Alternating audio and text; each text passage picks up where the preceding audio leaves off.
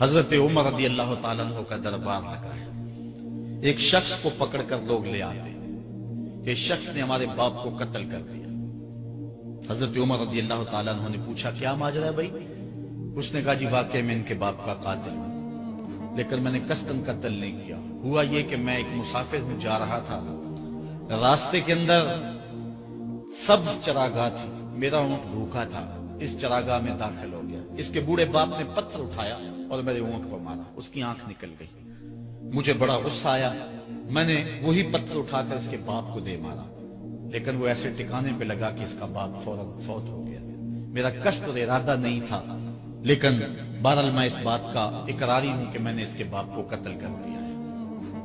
آپ جو حکم سنائیں میں اس کو قبول کروں گا، لیکن میں ایک مہلت مانگتا ہوں کہ میرے دوست، میرے بھائی کی کوئی رقم میرے ذمہ ہے، میرے پاس اس نے امانت رکھی ہوئی ہے، اور وہ مجھے پتا ہے کہ میں نے کہاں چھپا کے رکھی ہوئی ہے۔ اگر آپ فیصلہ کر دیتے اور میری گردن کاٹ دی جاتی ہے تو وہ امانت جو میں نے رکھی ہوئی ہے سنبھال کر کے میرے علاوہ کوئی جانتا بھی نہیں ہے، تو وہ اس تک کون پہنچائے گا؟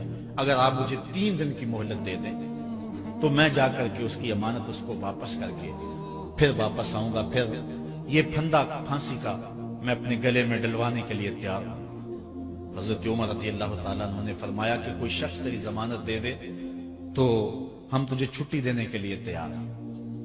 اس نے دائیں بائیں دیکھا، پورے مدینے میں اس کا کوئی شناسہ ہی نہیں تھا، واقف ہی نہیں تھا، ایک اجنبی شخص تھا۔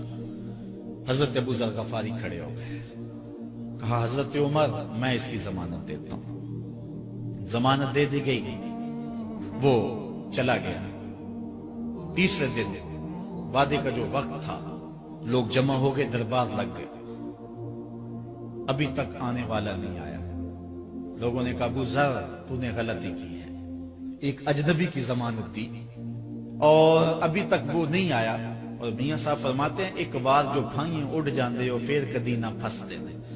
ظاہر ہے وہ چلا گیا، واپس تو نہیں پلٹ کے آئے گا، اسے پتا ہے کہ آگے سیدھی سیدھی میری موت ہے، تو تم نے یہ کیا غلطی کی؟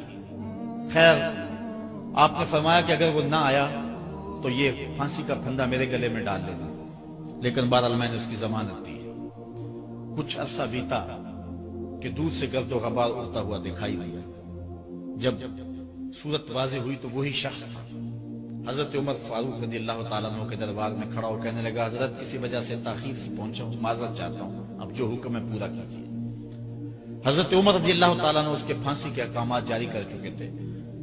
آپ نے فرمایا کہ ابو ذر یہ بتا کہ تو نے اس کی ضمانت کیسے دی جب تو اسے جانتا نہیں تھا؟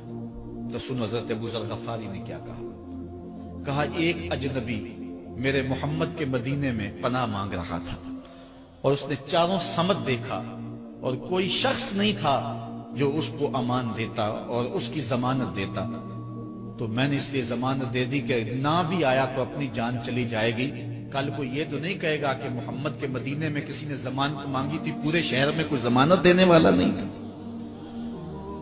اس کو کہا کہ انہوں نے تو ضمانت دے دی، میاں اب تو بتا کہ تو چلا گیا تھا، تجھے جانتا کوئی نہیں تھا، نہ پلٹ کے آتا تو تجھے کوئی پوچھنے والا نہیں تھا، تو تو نے یہ دوبارہ موت کے منہ میں کیوں اپنا سر رکھا ہے؟ تو اس نے کہا کہ میں نے کہا کہ ایک اجنبی کی ضمانت ایسے شخص نے دی ہے جو مجھے جانتا بھی نہیں ہے، اور اگر میں نہ گیا تو لوگ قیامت تک اجنبیوں پر بھروسہ نہیں کریں گے کہ اجنبی یوں سلوک کیا کرتے ہیں۔ تو حضرت عمر رضی اللہ تعالیٰ عنہ اس کے پھانسی کے احکام جاری کیے، تو جن کے باپ کو قتل کیا تھا وہ بیٹے کھڑے ہو گئے، کہنے لگے تاریخ کی کالک ہم اپنے منہ پہ ملیں گے، ہم بھی اپنے باپ کے قاتل کو معاف کر دیتے ہیں۔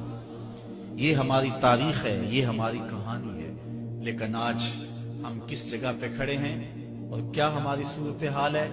نہ ہمارا کردار رہا اور نہ ہمارا کوئی تشخص رہا۔ آج ہم نے اپنا تشخص بھی مٹا کے رکھ دیا، اپنے طرز زندگی بھی بدل دی، نہ ہماری باطن کی وہ روشنی رہی، نہ ظاہری وہ صورت رہی کہ ہم پہچانے جائیں کہ حضور کے غلام ہیں، بلکہ آج بھانت بھانت کی بولیاں بول رہے ہیں۔ اقبال نے کیا کہا تھا، اپنی ملت پر قیاس اقوام مغرب سے نہ کر، خاص ہے ترکیب میں تجھے قوم رسول ہاشم۔